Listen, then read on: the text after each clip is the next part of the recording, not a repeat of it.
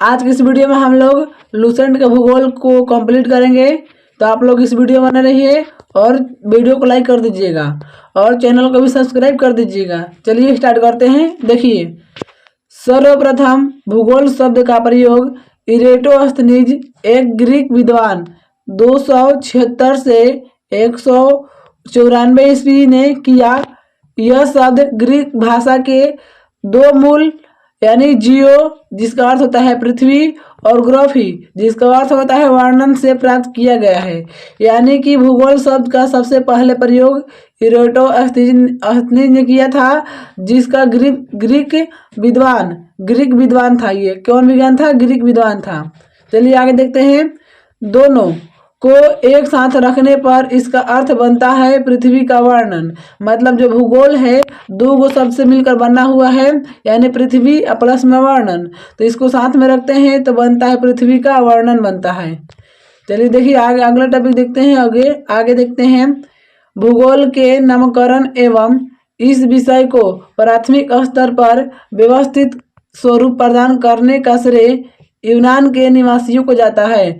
मतलब भूगोल का जो नामकरण है और विषय का प्राथमिक स्तर पर व्यवस्थित स्वरूप प्रदान करने का जो श्रेय है यूनान के निवासियों पर जाता है। आगे देखते हैं। देखिए, तो हिकेटियस ने अपनी पुस्तक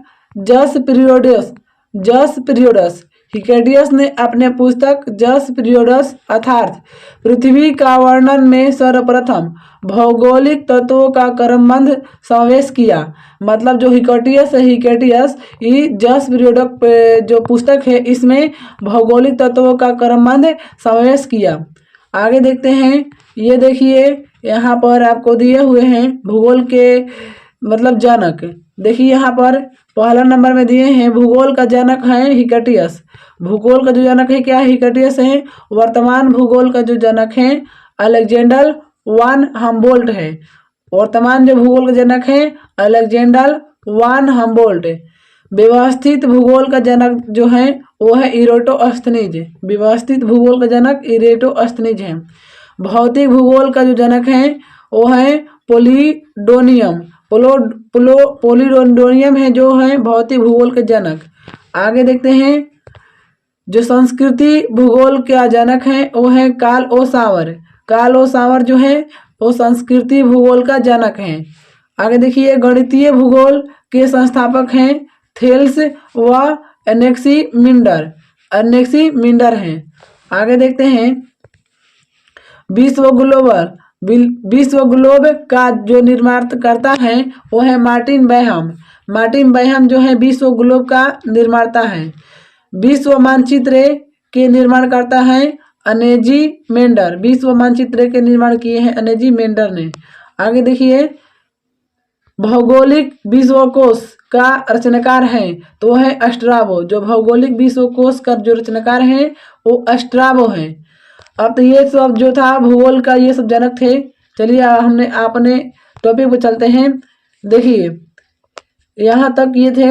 अध्ययन के लिए स्वतंत्र विषय के रूप में भूगोल को 19वीं शताब्दी में ही मान्यता मिली।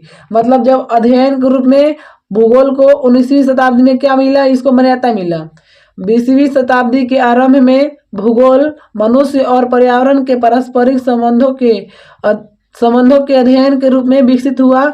इसकी दो विचारधाराएं थी। मतलब ये 20वीं शताब्दी में के आरंभ में मतलब शुरुआत में भूगोल जो है मनुष्य और पर्यावरण के पारस्परिक संबंधों के अध्ययन के रूप में क्या हुआ? विख्यात हुआ। और इस भूगोल को मानव ने पढ़ने लगा और इसके बारे में समझने लगा। चलिए देखिए आगे देखते हैं। और इसकी दो विचारधाराएं थी। पहला विचारधाराएं है जिसका नाम है संवाद। तो इसके अनुसार मनुष्य अपने पर्यावरण में परिवर्तन करने में समर्थ है तथा वह प्रकृति प्रदत्त अनेक संभावनाओं की अपनी इच्छा के अनुसार उपयोग कर सकता है। इस विचारधारा के समर्थक हैं भूगोलवेत्ता वाइडल डी ला ब्लास और फैब्रे हैं। आगे देखिए दूसरा का है निश्चयवाद। पहला क्या था? पहला था आपके संभववाद जो कि विचारधाराएं थी संभववाद, और दूसरा है आपका निश्चयवाद।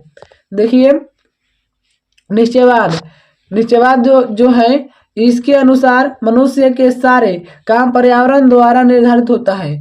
जो निश्चयवाद है इसमें मनुष्य का सारा काम पर्यावरण द्वारा निर्धारित होता है, अतः मनुष्य को स्वेच्छापूर्वक कुछ करने की स्वतंत्रता कम है। मनुष्य जो है उसको अपने मन से कुछ करने की स्वतंत्रता क्या है, कम है। इस विचारधारा के प्रमुख समर्थक हैं भूगोलवेत्ता रीटर और रैटजेल हैं। नवीन निश्चयवाद का संस्थापक एलम सेम्पुल और हटिंगटन है। आगे देखते हैं आपके, देखिए आगे भूगोल की कुछ परिभाषाएं, जो भूगोल की है कुछ परिभाषाएं हैं जो कि अलग अलग वैज्ञानिकों ने दिए हैं। पहला परिभाषा है आपके कि भूगोल एक ऐसा स्वतंत्र विषय है जिसका उद्देश्य लोगों को विश्व, आकाशीय पिंडों, स्थल, महासागरों, जीव जंतु, वनस्पति, फलों तथा फूल धरातल के क्षेत्रों में देखी जाने वाली प्रत्येक अन्य वस्तु का ज्ञान प्राप्त कराना है। मतलब पहला बोल रहे हैं ये स्ट्रैबो वैज्ञानिक कि भूगोल एक ऐसा स्वतंत्र विषय है जिसमें हम लोग पिंड, स्थल, महासागर, जीव जंतु, वनस्पति, फल तथा भू धरातल के क्षेत्र के बारे में हम लोग अध्ययन करते हैं। स्ट्रैबो ने ये परिभाषा दिया। और देखिए आगे 2 नंबर परिभाषा है भूगोल पृथ्वी की झलक को स्वर्ग में देखने वाला अभामय विज्ञान है। ये क्लैमेडियस टोल्मी ने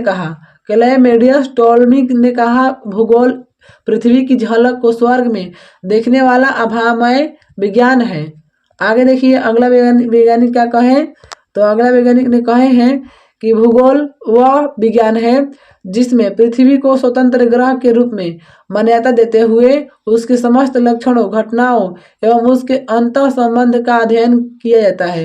ये कार्ल रिटर ने कहा है कि भूगोल वह विज्ञान है जिसमें हम लोग पृथ्वी के एक स्वतंत्र ग्रह के रूप में मानते हैं और उसके सभी लक्षणों को हम लोग समझते हैं, उसी को भूगोल कहते हैं। 4 नंबर परिभाषा है आपके भूगोल में पृथ्वी के उस भाग का अध्ययन किया जाता है जो मानव के रहने का स्थान है।